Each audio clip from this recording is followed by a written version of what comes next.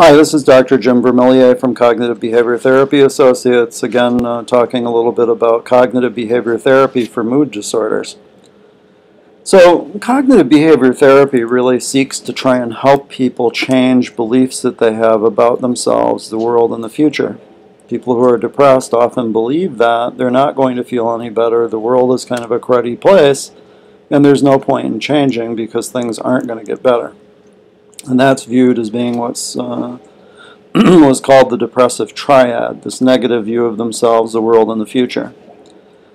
Now, people who are depressed often have low self-opinions or low self-esteem, and this often stems from, fairly early in one's development as we identify different things that we like and don't like about ourselves. Now, I have to say that I find it intriguing that if you look back at people's experience in general, we're much more prone to assign kind of negative characteristics to ourselves pretty rapidly, as opposed to assigning positive characteristics to ourselves. Excuse me. So an example of this might be that someone who,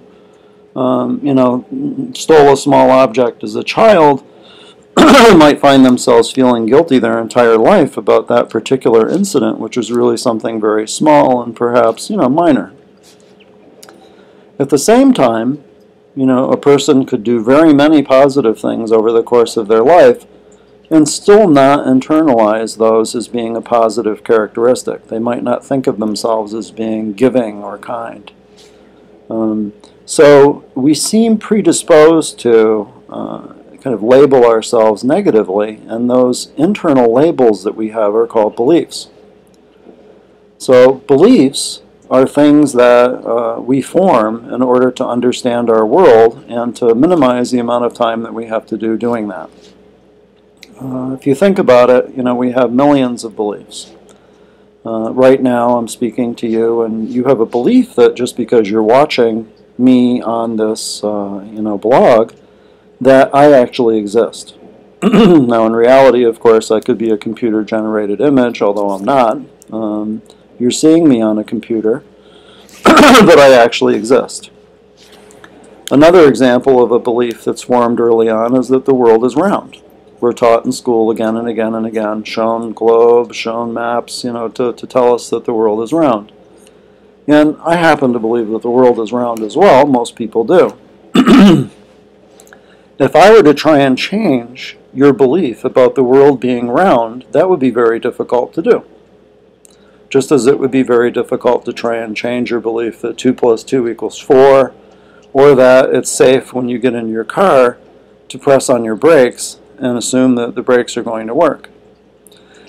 So I think you can see that beliefs really are building blocks for us to be able to assume that a broad variety of things are true, without having to rethink them again and again and again. We don't need to do an algebraic proof every time we add 2 + 2 to make sure that it's still 4. Okay, we know that it's true and we believe that.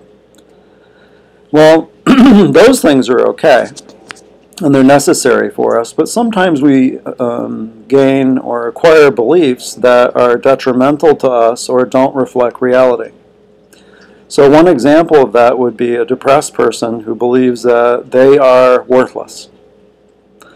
Now, they may have learned that belief when they were relatively young, if a parent, told them over and over again that they were no good or that they couldn't do anything right, or if their friends picked on them, that kind of thing. Now, once you form that belief, it gets sealed, and basically that belief then is assumed to be true, and all subsequent experience is filtered through that belief if it's brought up. Okay?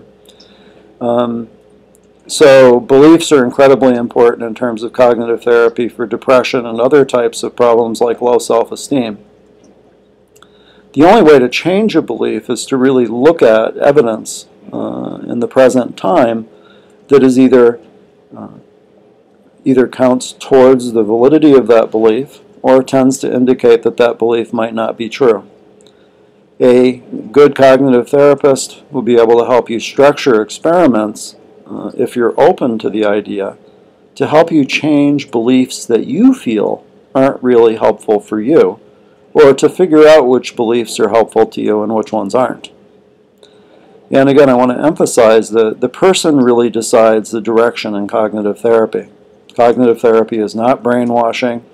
It's not the therapist deciding, oh, well, you have this problem, and therefore, here's something that we need to change.